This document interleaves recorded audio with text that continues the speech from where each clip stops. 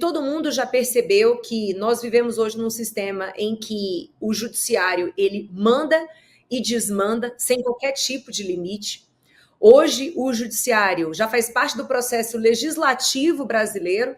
Existe a etapa do Congresso, que é deliberativa, depois existe a etapa do presidente da República, que ele entra com a sanção ou com veto, e hoje existe uma terceira etapa, embora não prevista na Constituição Federal, mas já vista no mundo fático reiteradas vezes, que é exatamente a etapa de o Supremo Tribunal Federal decidir se aquela lei existe, vai continuar existindo no mundo jurídico ou se a interpretação dela pode ser ampliada. A gente viu isso no caso de terras indígenas, a gente viu isso no caso da porte de maconha, a gente viu isso no caso de drogas, de armas, de propriedade de terra.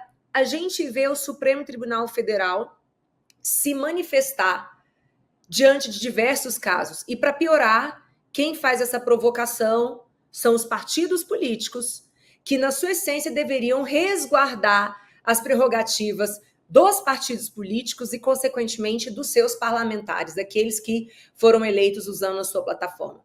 Então, existe esse problema.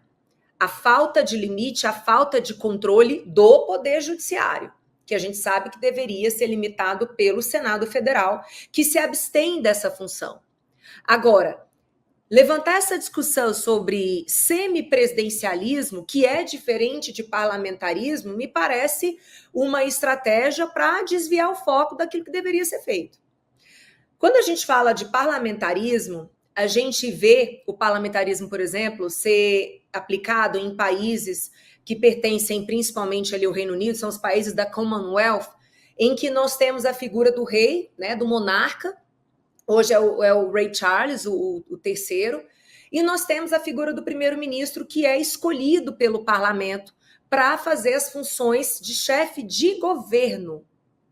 A chefia de Estado, portanto, representar aquele Estado perante outros Estados e também algumas atitudes simbólicas fica por conta do monarca.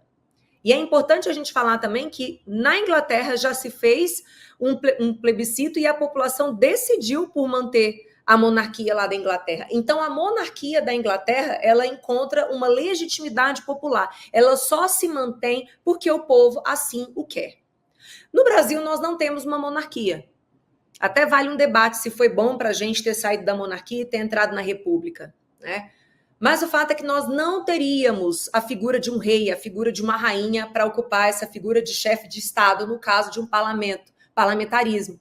E o Congresso é que faria a escolha do chefe do executivo para cuidar da máquina pública. E aí eu jogo a pergunta aqui para os nossos ouvintes. Será que a gente confia no nosso Congresso, no bom senso do Congresso para fazer a melhor escolha para ser o presidente do Brasil, para gerir a máquina pública? Porque eu até gostaria de ver o legislativo vivenciando o seu poder como ele for idealizado. Ou seja, o legislador é o que tem mais proximidade com o povo, é o que mais deveria representar a vontade do povo. Mas hoje o sistema de incentivos que vigora na República Brasileira, na democracia brasileira, vai no sentido contrário.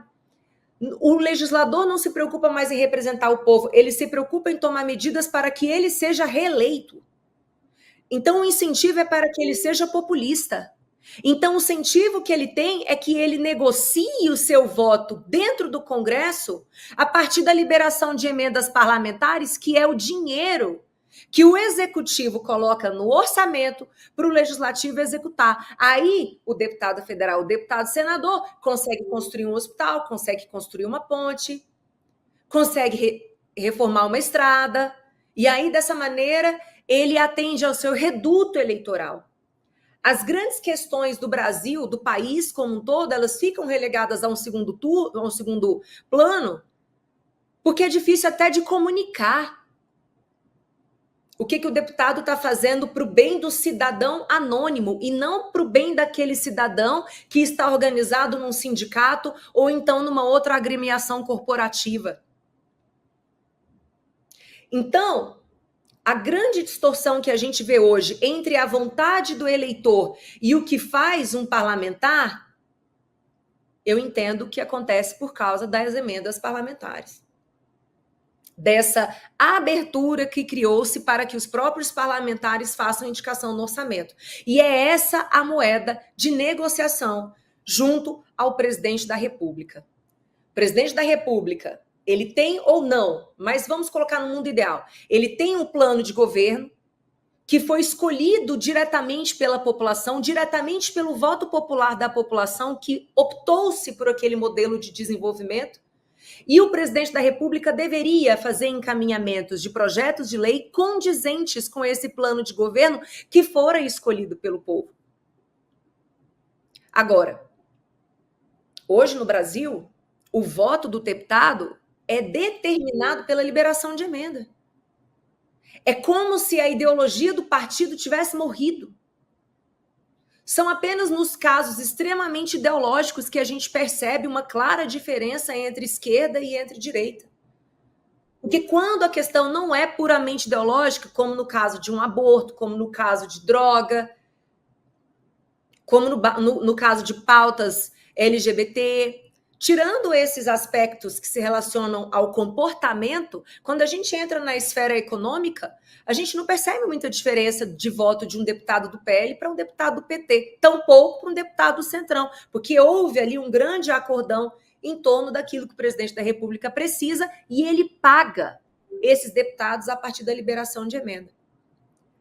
Então, eu concordo com os meus colegas. Eu acho que essa discussão sobre semipresidencialismo é uma perda de tempo, é uma perda de energia e o pior, me parece que se distancia muito da vontade popular.